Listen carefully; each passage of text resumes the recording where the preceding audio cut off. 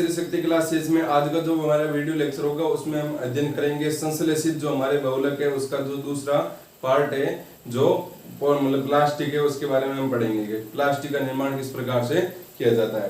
तो देखो प्लास्टिक के बारे में हम अध्ययन करेंगे। तो प्लास्टिक में बहुत सारी अलग अलग प्रकार की प्लास्टिक होती है, तो उनमें अलग अलग प्रकार की प्लास्टिक है वो किस प्रकार से उनका निर्माण किया जाता है तो वो हम अध्ययन करेंगे। तो सबसे पहले हमारी आती है पॉलीथीन। क्या आती है? पॉलीथीन। अब देखो पॉलीथीन, अब इसका एक लग जो भी ये बहुलक होते हैं वो बहुलकों क्या होते हैं? एक लग होते हैं। तो इसका भी एक लग होगा, तो इसका एक लग है वो क्या होगा? तो पॉलीथीन का जो एक लग होता है वो होता है आपका एथीन। क्या होता है?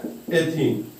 नाम से पता चल रहा है कि पॉलीथीन, पॉलीएथीन, पॉली प्लस एथीन, ठीक है। तो मतलब इसका जो एक लग होगा वो क्या होगा? एथीन होगा। और एथीन का आपको फॉर्मूला पता ही है क्या होता है, ठीक है। तो ये हो गया आपका एथीन। अब यहाँ पर क्या किया जाता है कि पॉलीथीन का निर्माण किस प्रकार से किया जाता है? जो एथीन है, एथीन को क्या किया जाता है? उच्च दाब, ताप तथा उत्प्रेरक की उपस्थिति में वो अभिक्रिया करवाई जाती है, ठीक है। तो उच्च दाब, ताप और मतलब जो उत्प्रेरक, अब यहाँ पर कितना मान होगा दाब दाब का वो आपके यहाँ पर नहीं, आपको ध्यान रखना है कि पॉलीथीन प्राप्त करने के लिए क्या किया जाता है? एथीन को क्या करवाया जाता है? अभिक्रिया करवाई जाती है उच्च दाब, ताप और उत्प्रेरक की उपस्थिति में। और अभिक्रिया किस प्रकार से करवाई जाएगी हमने लिखेंगे यहाँ पर। एथीन सबसे पहले CH2 क्या होता है? CH2 डबल बॉन्ड CH2, यही एथीन होता है। दो carbon H plus single bond double bond, इसका मतलब क्या होगा? अणु लगन है वो इन होगा। ये नामकरण हम पढ़ चुके हैं, ठीक है। अब एथीन के कितने अणु लेंगे बताओ? N लेंगे ना, क्योंकि एक एथीन से थोड़ी बन जाएगा पॉलीथीन, बहुत सारे एथीन लेने पड़ेंगे ना। अब यहाँ पर जैसे इसका क्या करवाएंगे? बहुलकीकरण। तो आपको मैंने बातें बताई है, क्या बताई है कि जब भी आपको कहीं पर OH दिखे तो H2 निकालना है, जहां पर भी डबल बॉन्ड दिखे आपको डबल बॉन्ड को हटाना है। तो आपको डबल बॉन्ड को यहाँ से हटाना है। तो जब डबल बॉन्ड हटाओगे तो CH2 सिंगल बॉन्ड CH2 भाई ये लिखोगे ना। लेकिन आप यहाँ पर देख पा रहे हो यहाँ पर इनकी संयोजकता में कुछ कमी आ गई भाई। CH2 दो हाइड्रोजन और एक तीन, मतलब इसकी संयोजकता तीन है, इसका मतलब एक संयोजकता बाकी रहेगी। तो उसको ऐसे बंद से प्रदर्शित करना आपको, ठीक है। और इसके क्या लगा देना है? बंद को काटते हुए एक क्या लगा देना है? इस प्रकार से कोष्टक लगा देना है और नीचे यहाँ पर क्या लिख देना है? N लिख देना है। ये था आपका एथीन और ये क्या बन गया? पॉलीथीन। तो इस प्रकार से वो पॉलीथीन का निर्माण हो जाएगा, ठीक है।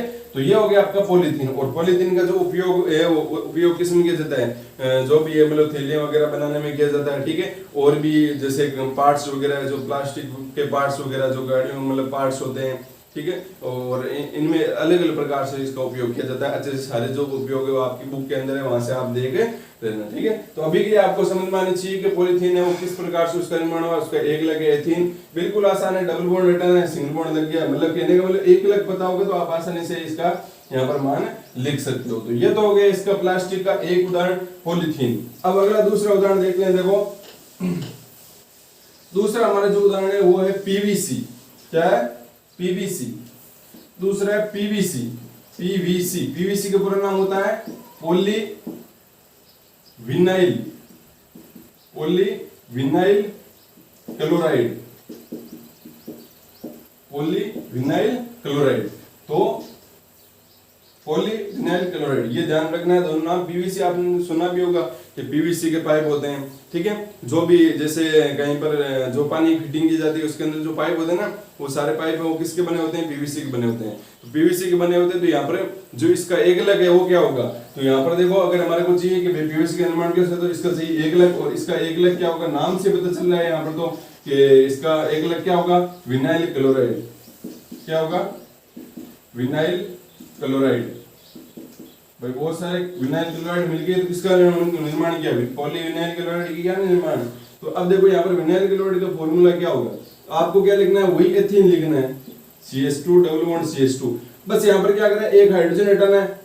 भाई एक हाइड्रोजन हटा, दो हटाए तो इसका मतलब थोड़ी है कि दो हाइड्रोजन हट गए। दो हाइड्रोजन मतलब दो हाइड्रोजन थे उनमें से एक हटा दिया तो यहाँ पर एक हाइड्रोजन बचा।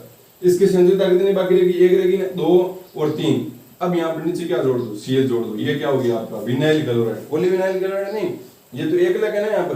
तो यहाँ पर ये क्या हो गया? आपका विनाइल क्लोराइड का फॉर्मूला हो गया। और कितने विनाइल क्लोराइड देंगे हम यहाँ पर? N विनाइल क्लोराइड देंगे। तो ये हो गया आपका विनाइल क्लोराइड। बिल्कुल आसान है ना। बस एथीन किया और एथीन में यहाँ पर नाम से पता चल क्लोराइड लगाना, तो इस साइड में आपको क्या कर देना है? यहाँ पर Cl लगा देना है। तो ये बन जाएगा आपका पॉलीविनाइल मतलब विनाइल क्लोराइड। अब इसका हम क्या करवाएंगे? बहुलकीकरण करवाएंगे।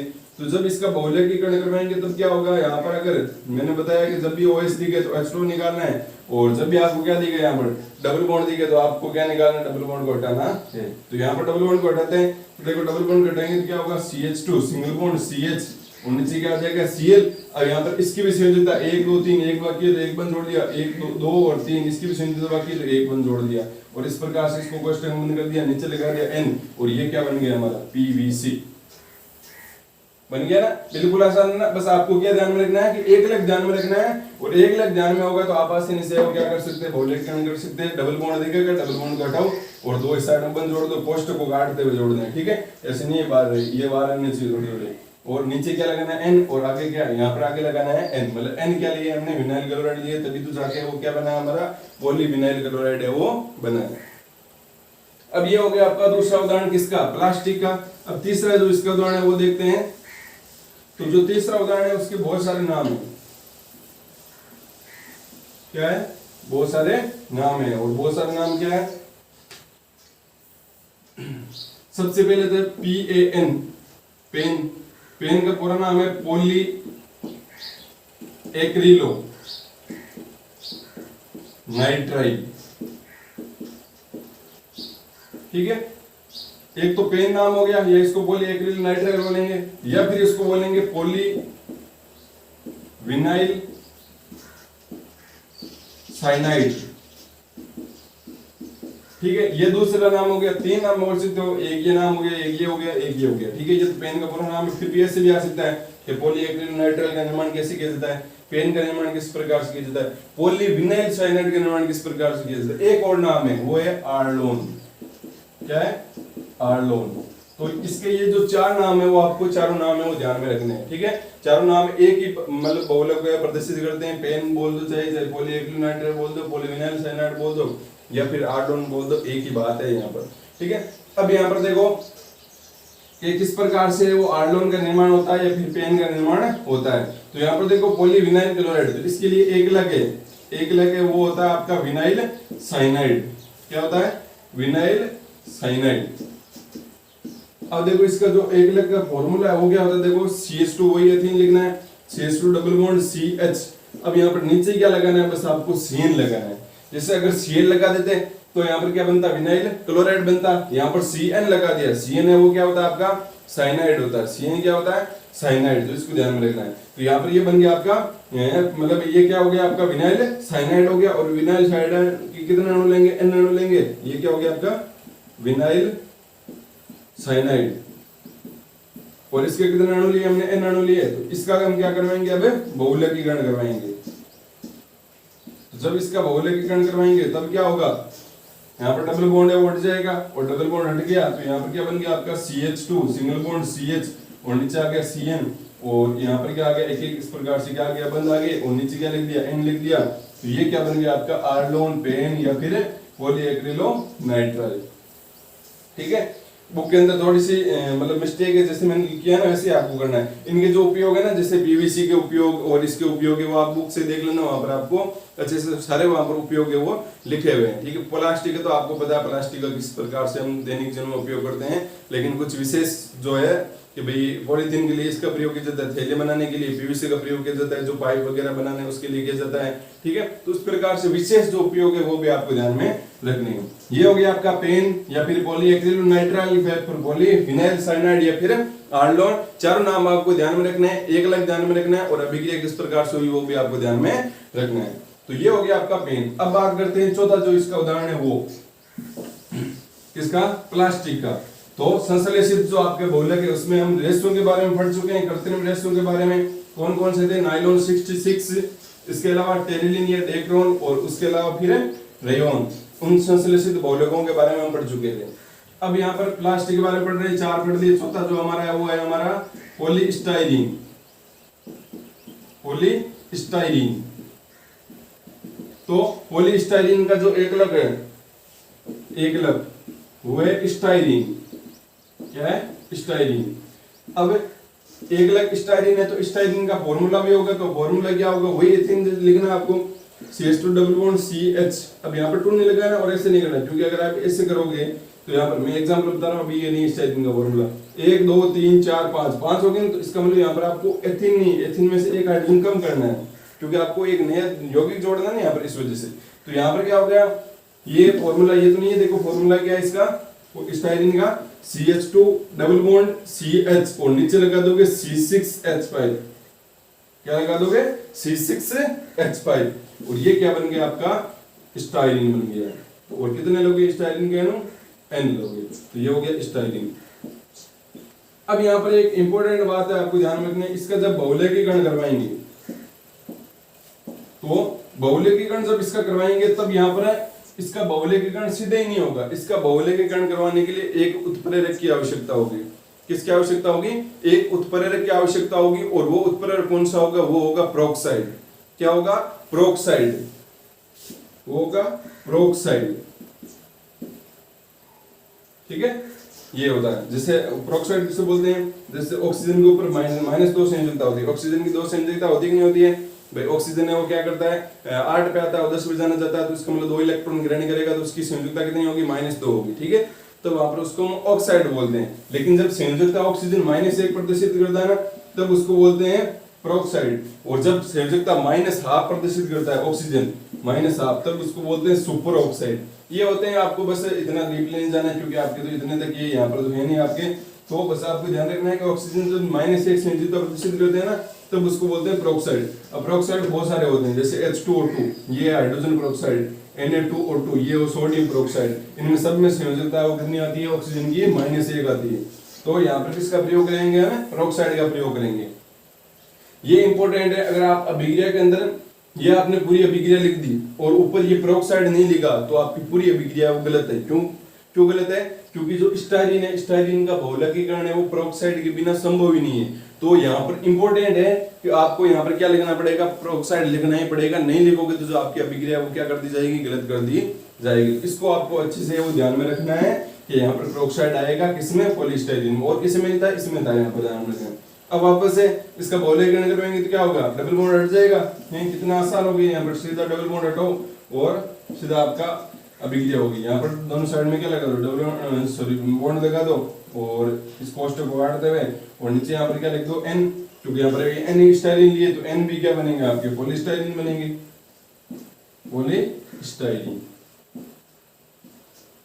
ये इस प्रकार से क्या हो गया, इनका निर्माण हो गया, ठीक है। तो ये हो गया आपके सारे प्लास्टिक। अब ये जो भी प्लास्टिक है इसका भी उपयोग होता है, जैसे तेल की जो टंकियां होती है जो प्लास्टिक से बनती है, ठीक है, कुछ टंकियां होती है जो प्लास्टिक से बनती है, तो उसमें भी किसका प्रयोग किया जाता है, आपका स्टाइलिन का प्रयोग किया जाता है। तो ये बातें आपको ध्यान में रखनी है, इसके जो उपयोग है वो अच्छे से वो आप बुक से दिन कर लेना, वापस मैंने बता दिया आपको। तो ये हो गया आपके प्लास्टिक। अब बात करते हैं संश्लेषित बहुलकों में हमारे 3 प्रकार पढ़ने थे हमारे को, एक था कृत्रिम रेशा, और दूसरा था हमारा प्लास्टिक। कृत्रिम रेशा पढ़ दिए, कृत्रिम रेशा के अंदर कितने पढ़े, 3 पढ़े, नायलॉन 66, टेरिलिन या डेक्रोन, और तीसरा था रेयोन। और प्लास्टिक का हमने 4 पढ़ लिए थे, कौन कौन से आपके, एक तो हो गया आपका पॉलीथीन, पेन और पीवीसी, और उसके अलावा पॉलीस्टाइरीन, ये हो गए थे आपके, ठीक है। अब पढ़ेंगे हम संश्लेषित रबर के बारे में। वो संश्लेषित बहुलक का है वो तीसरा प्रकार था। तो अब हमारा जो है वो संश्लेषित रबर, ये प्राकृतिक रबर के बारे में तो हमने पढ़ा था। प्राकृतिक रबर का जो बहुलक है, ये एक लग है, वो क्या होता है आपका, आइसोप्रीन होता है ना, होता है कि नहीं होता है। तो यहाँ पर हम पढ़ेंगे अब तीसरा संश्लेषित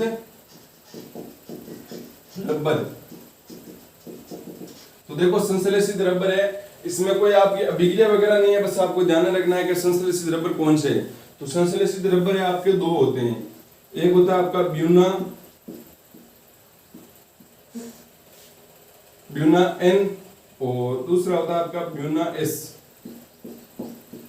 ब्यूना N और ब्यूना S, ये होता है। अब इसका ब्यूना N का पूरा नाम क्या होता है, ब्यूना N किससे मिलकर बना होता है, ब्यूना N मिलकर बना होता है ब्यूटाडाइईन तथा एक्रिलोनाइट्राइल से, एक्रिलोनाइट्राइल से। और जो ब्यूना एस है वो किससे मिलकर बना होता है, ब्यूटाडाइईन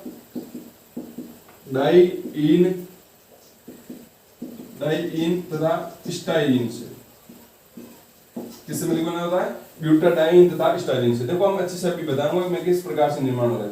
देखो यहाँ पर सबसे पहले है आपका ब्यूना N, तो इसका नाम ब्यूना एन क्यों रखा गया वो देखते हैं। ब्यूना एन, इंग्लिश में इसको लिखते हैं BUNA, ब्यूना एन। ये तो यहां पर होगा क्या कि ये BU है, BU, ये BU किसका आधार पर दिया गया, BU है वो होता है आपका 1,2 डाई मेथिल